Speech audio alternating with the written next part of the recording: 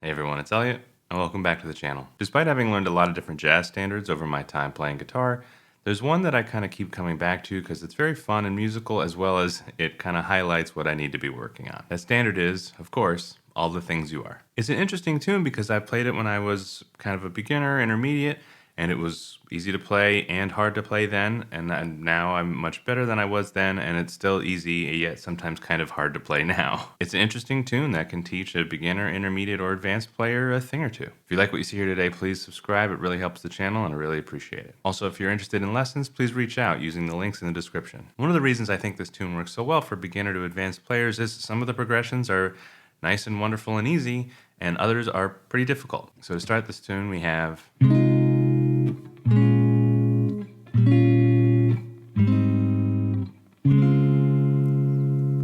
So that's 6, 2, 5, 1, 4. Pretty simple. Followed by 2, 5, 1 in a new key. Followed by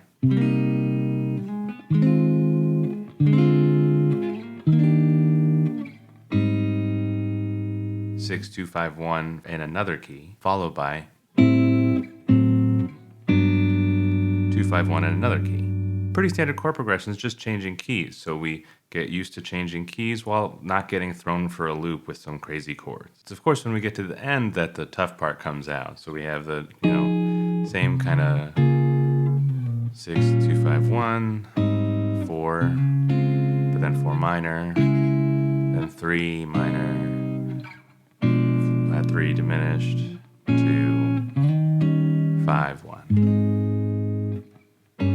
Minor 2, 5 back to F minor. That'll be the area that's generally a bit more humbling. And so this tune teaches us an important lesson, what to do when we don't know what to do. At some point, someone may put a chart in front of you and you'll see some chords that are like, yeah, I get it. And then you see a couple chords where you're like, I don't really know.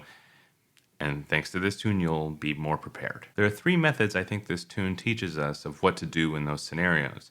Number 1 is quote the melody. Number 2 would be keep the melody simple with the notes that you know work. And number 3 would be arpeggiate the chords. If I was going to do a simple melody over that turnaround, it might be like...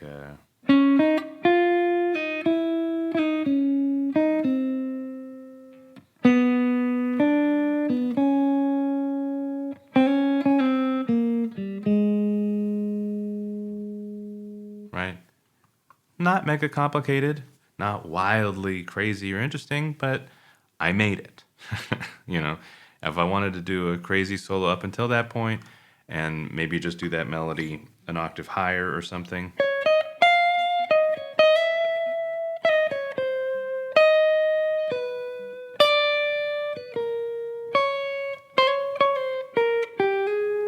Or something, and play it more dramatically, that might be a way to go about it.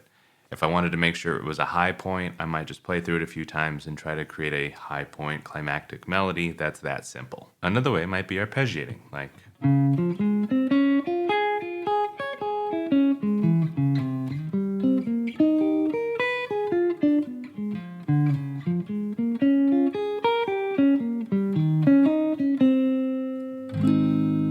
Even a more simple version of arpeggiating, like...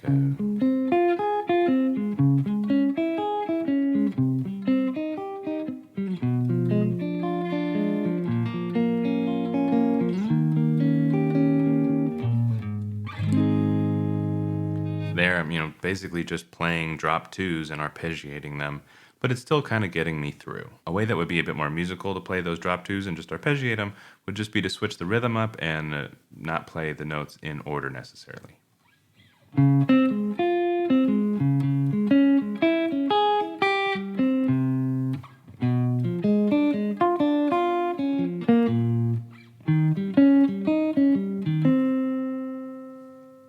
A little bit different. So those would be a couple creative ways of what to do in a scenario where you can play over most of a song, but a little bit of it is still giving you trouble. So here's a few ways to practice this song and basically any standard that'll help learn all the chords and scales all over the neck. The first thing would be to play the chords of this song in one register at a time. For this song, it might be like...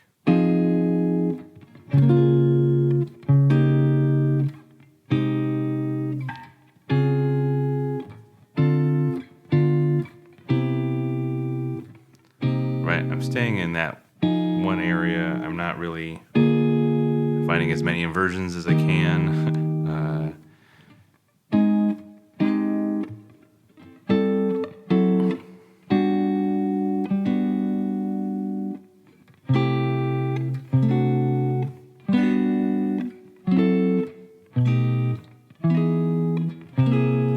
Not really moving. So after I'm done with that register, I could just play it in another.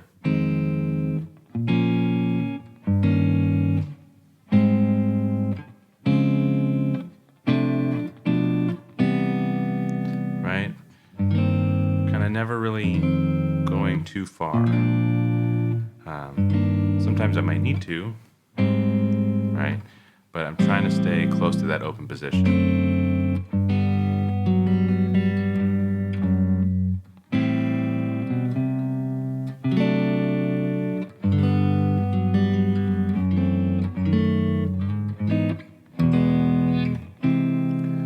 Right? And doing this will really, build your focus of exactly what you're doing in every scenario. Do you know all your inversions? Do you know F minor and etc. all over the neck? Of course, starting out, the answer is no, and it will take a long time, but if you can train yourself to go like, okay, today I'm only going to play this song here, and then the next day I'm only going to play this song here, etc., etc., etc., and then you'll get better at kind of hopping around the neck as you please.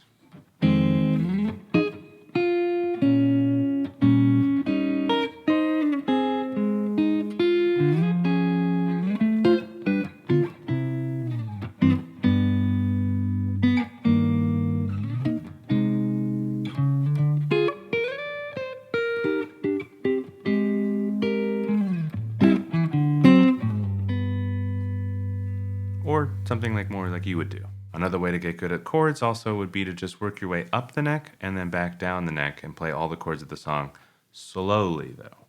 So if I was going to do that, go F minor 7, B flat, next thing north would be, that would be available, E flat dominant, and then A flat major 7. I might just skip the root there.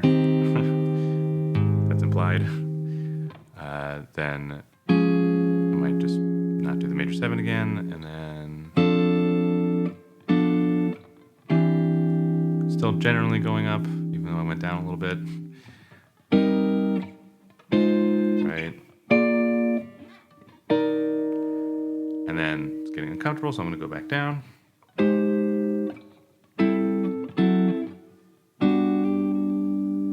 Right? And you just do up and down and up and down, and you play through the whole song over and over again.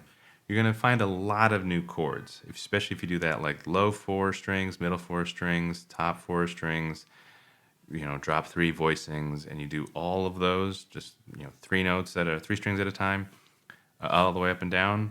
I know it's exhaustive, but man, it's going to open up a lot of windows to the fretboard. Also, because some of the easier progressions are so standard, it's a really nice song to be able to try some substitutions over. So the key here with this would be just adding like 1 chord substitution per go round, per chorus, and just getting used to that sound every time and picking a new one methodically beforehand and just sticking it in there and seeing if it works. And see if you can play the melody with that substitution as well. So something like...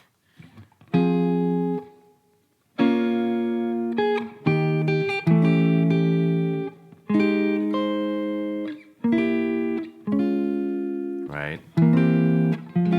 I happen to like that 3 dominant,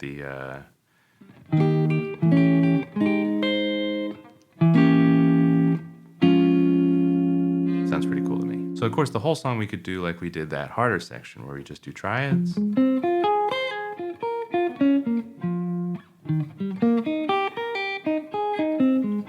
then 7th chords.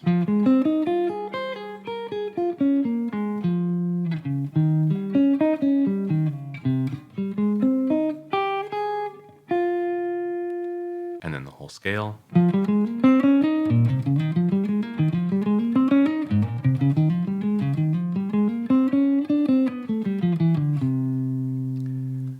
And so forth and so forth. And you keep building it. And again, I think this song sounds really pleasing to the ear. It sounds nice to me. And I think you'll get a lot out of it as well, especially if you try all these different practice methods using this tune. So these practice methods have nothing to do with this song specifically, but when applied to this song, there's so much you can get out of this specific tune. So we all have access to this chart. It's in all of our real books if you have one. If you don't have one, it's incredibly available online. I'd highly recommend playing this song, even if you've already played it or if it would be new to you, and give some of these practice methods a shot this week. And I hope you have a lot of fun with it, because I know I still do. So thanks very much for watching, and I'll see you all next week.